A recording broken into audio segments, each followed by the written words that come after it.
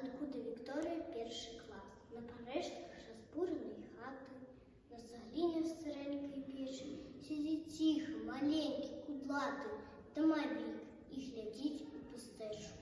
Не варушыцца ён і не плача. Ён тут жа ўжо больш за стагоддзя.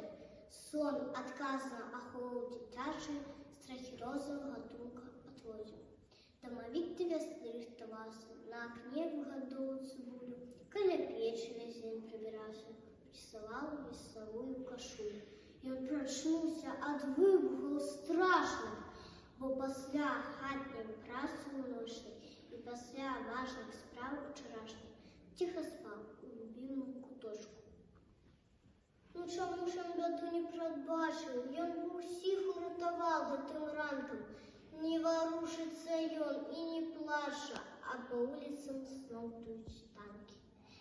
На маўклівыя рэшткі руіны аб'якавы коціцца вечар. Дамавік